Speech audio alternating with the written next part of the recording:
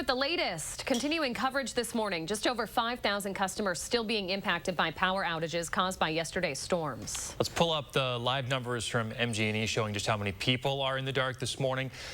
The number is down to just over 5,000. That's down by about 100 customers since we went on the air this morning, and down from 25,000 people at its worst yesterday. All of those households being impacted really scattered across the Madison Metro this morning, and MG&E can't give any sort of accurate estimate on when the power will be back on. That storm came in real quick too, Leah, in and out in about 30 minutes yesterday. And this morning, we know that the cleanup and the restoration efforts are the main focus. One of the hardest hit places was a Northside apartment that had its roof blown off. Upwards of 50 residents there now out of their homes on what might be the hottest day of the year, no less. McKenna Alexander is live there to show us the damage. McKenna, good morning. Yeah, good morning, you two. Now, last hour we showed you the building that had its roof blown off, but now I'm just going to show you just how storms are so localized as far as things being flown around. So right here, we're behind the building, right? Car, little bit of insulation, nothing too big. You move forward, this tree, which is a fairly new tree, completely split, coming down on the car. Luckily, though, car seems to be fine.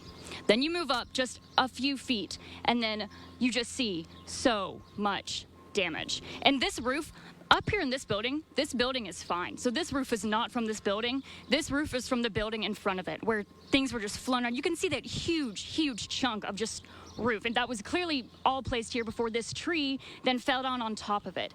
And then just building and building. And then these cars out here on the front got, this is the worst damage I've seen yet this morning. We've walked all around this complex. This car here, obviously totaled, severe damage, and then it just gets worse as you keep walking. So, you know, so much debris still on the ground. You can see a headlight, tires are punctured with all this wood and nails. This car probably got the worst of it, I would say. Roof collapsed, front completely smashed, everything buckled in. Now, these residents, of course, waking up to the worst sights today. This car also just the trunk completely smashed down. You can see some of the pipes down here underneath too, bent gutters, the metal just completely torn up.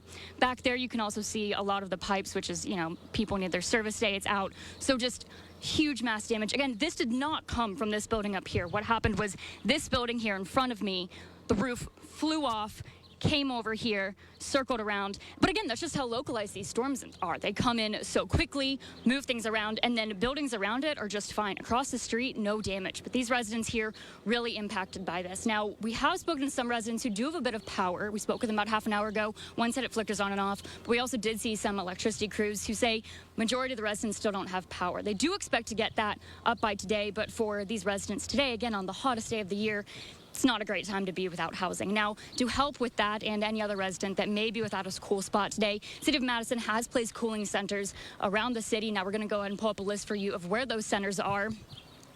Now, with these, there is a Metro Transit offering free rides to the location, so you don't have a way to get there. Make sure you do so. This heat is not something to joke about. As for injuries from the storm, though, at least in this area, luckily, no one was hurt from that roof collapsing. There's a lot of damage. Roofs blowing off, trees down, wires down. At this point, we don't have any reports of injuries from the storm. Just absolutely amazing there that no injuries. Given the amount of damage we are seeing today, it's great that everyone is safe and has a way to continue to be safe with this heat. Again, those cooling centers are up on our website, so please make sure to look them up and use them if you need to.